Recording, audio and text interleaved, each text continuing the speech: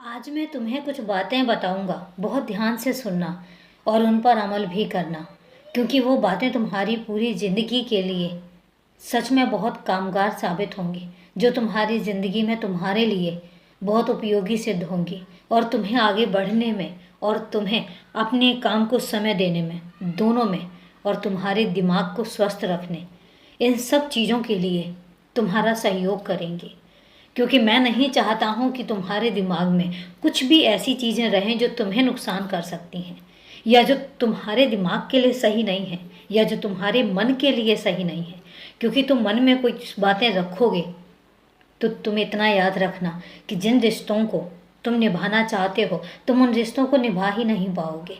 आज मैं तुमसे एक बात कहता हूँ कि जब किसी रिश्ते को तुम्हें निभाना है तो उनकी कुछ भी नकारात्मक जो बातें होती हैं उनको याद रखने की ज़रूरत नहीं है, भूल जाओ। जब मिलो, जितना मिलो, बस प्यार से मिलो, थोड़े समय के लिए मिलो और उसके बाद तुम अपनी ज़िंदगी में व्यस्त हो जाओ और मस्त हो जाओ। तुम्हें पता है किसी के गिले शिकवे निकाल कर तुम्हें कुछ भी नहीं मिलेगा। हो सकता है तुम्हें उनसे गिले शिकवे हों और उन्हें तुमसे गिले शिकवे हों। बेहतर तो यही है कि सारे गिले शिकवे को बिल्कुल अलग कर दो, अपने आप से दूर कर दो, और जब भी जिससे भी मिलो, क्योंकि आज की दुनिया में बच्चे किसी के पास भी इतना समय नहीं होता है कि कोई किसी के गिले शिकवे समझाने और सुलझाने बैठेगा। किसी के पास इतना वक्त नहीं है और तुम्हारे पास भी नहीं है। मैं यही बात तो तुम्हें कह रहा हूँ कि तुम्हारे पास इतना वक्त नहीं है कि तुम किसी के गिले शिकवे, किसी से शिकायतें अपने मन में पाल के रखो, अपने दिमाग में पाल के रखो। वक्त नहीं है तुम्हारे पास, क्योंकि तुम्हारा जो काम है कुछ और है, तुम्हें कुछ और करना है।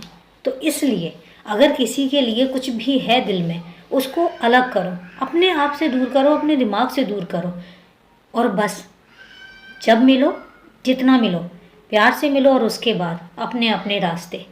क्योंकि तुम्हें पता है तुम इन सब चीज़ों के लिए नहीं बने हो, ना ही मैंने तुम्हें बनाया है। मेरा मकसद तुम्हारे लिए कुछ और है और वो मकसद तुम्हें दिख भी रहा है और मैं तुम्हें दिखा भी रहा हूँ। ऐसा नहीं है कि तुम्हें पता नहीं चल रहा है, तुम्हें पता चल रहा है। और एक बात कहता हूँ कि अपने पूजा घर में जितना समय रहो, जितना समय भी अपने पूजा घर में मेरे सामने व्यतीत करते हो, वो सिर्फ मेरा और तुम्हारा होना चाहिए।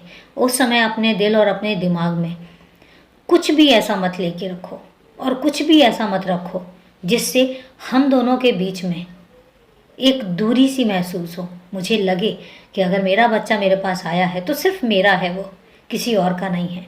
और किसी और का मतलब कि कुछ भी उसके दिमाग में परेशानी भी नहीं चल रही है। सब परेशानियों को अपने आप से दूर करके तुम उस पूजा घर में मेरे सामने आया करो। मुझे अच्छा लगता है और तुम्हें भी शांति मिलेगी। तुम अनुभव करोगे कि इन सब चीज़ों से तुम्हें भी शांति मिलेगी। तो इसलिए इन बातों का ज़रूर ध्यान रखना। खुश रहो, सदा खुश रहो।